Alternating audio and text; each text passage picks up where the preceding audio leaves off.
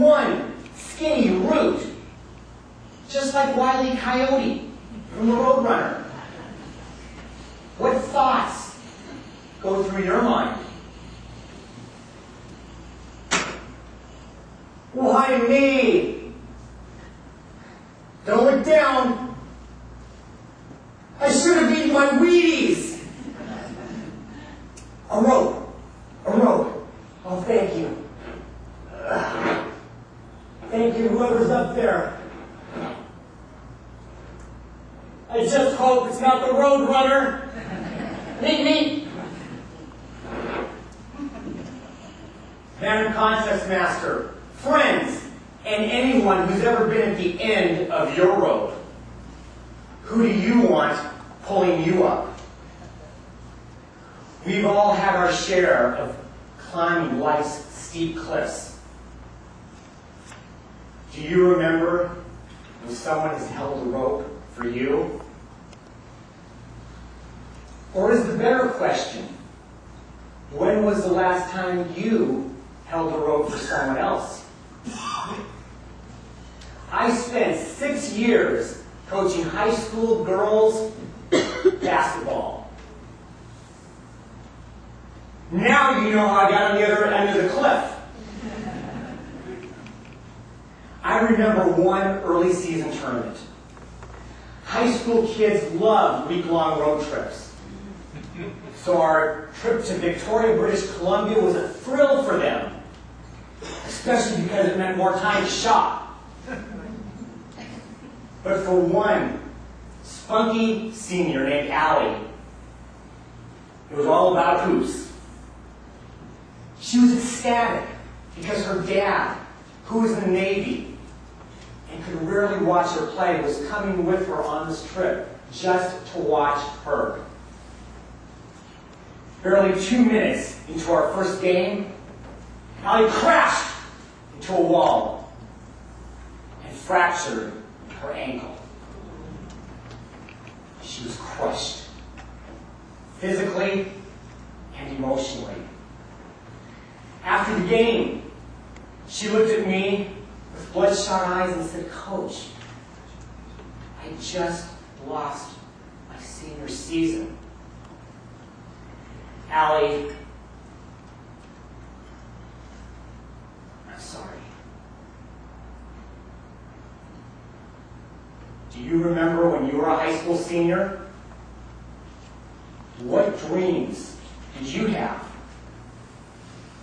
When I was 17, my dreams consisted of 3 things: girls, girls, and golf.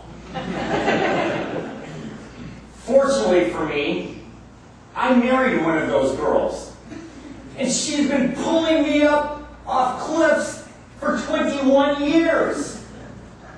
She's a strong woman. Now you may be wondering, what dreams did Allie have?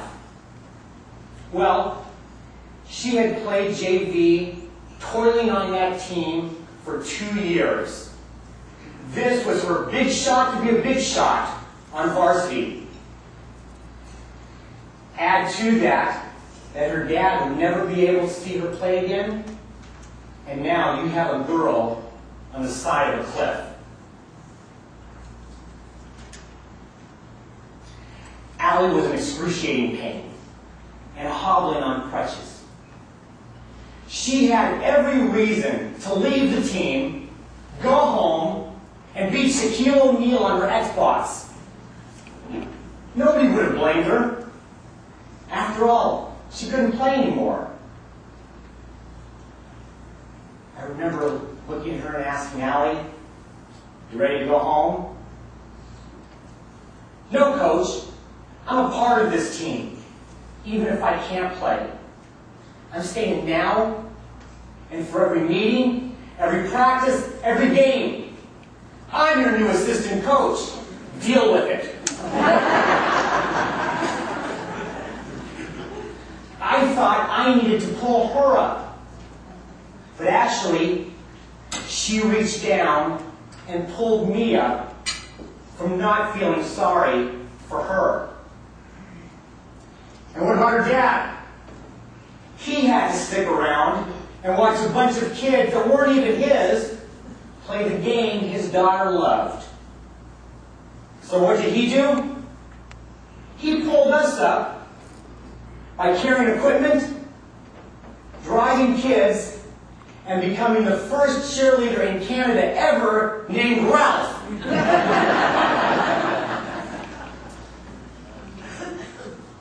What teams do you belong to? Family? Friends? The human race? What would happen if no one was there to pull you up? Who suffers if you're not there to pull them up? Holding on to the rope for someone usually means putting someone else first. Now, let's get me off that cliff.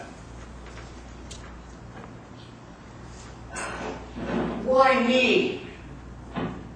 I can't believe this happened to me. It's not fair. Then I remembered Allie. And I thought, wait a minute. How would she have responded? Didn't my players say coach? Allie was our inspiration. Whenever we were down, she was always there to pick us up. She never left us behind. Ladies and gentlemen, if you remember just one thing, please remember this. The next time you find yourself on the side of a cliff, before you look up for the rope, please remember to look down and look to see who you can bring up with you.